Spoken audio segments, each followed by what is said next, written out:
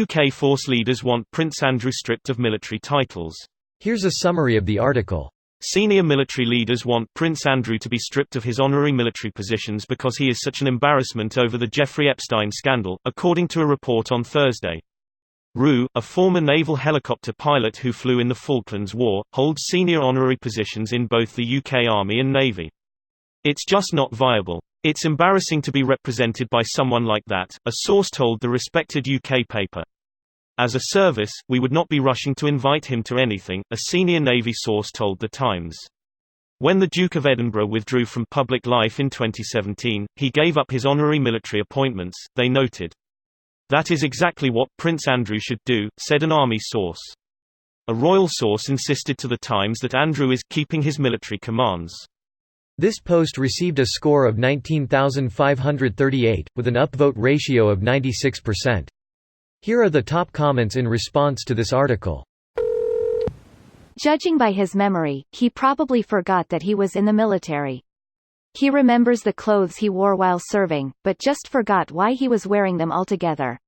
No, you see, he remembers which clothes he wore when he was in the military because, well, you see, it was very unusual for him to be wearing clothes, you see, because he's usually fucking kids.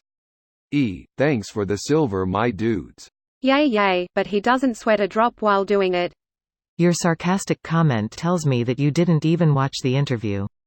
For a long time he couldn't sweat because of the Gulf War, but he's worked at it and he can now. Just look at him in the interview, sweating like a pedophile being interrogated on national TV, good for him. Pissed. Falklands War, damn it. Or we could put him on trial, and send him to prison, like we would any normal person had they committed the same crimes as him. Such crimes are very difficult to prove beyond a reasonable doubt, especially when they're that far in the past. Such crimes are difficult to prove when Scotland Yard refuses to open a case or even investigate. Scotland Yard pointed out that it involved an American Epstein and an American location, and that it didn't have jurisdiction. A different branch that investigated foreign crimes would be better, but that it would be happy to help if anyone else wanted it to. And who is that branch? It sounds like typical British more than my job's worth attitude that ensures nothing like this is investigated. The FBI probably. Respecting the borders of other countries and not forcing your laws on them is historically very un-British, actually. Love a bit of post-colonial banter. I would say he's sweating bullets, but he doesn't sweat. It's the adrenaline, I just learned. There needs to be an actual trial. If he did nothing wrong, all of the ridicule and punishment he has received is unwarranted. If he did do what he is accused of, all of the ridicule and punishment he has received is much too little. Greater than there needs to be an actual trial.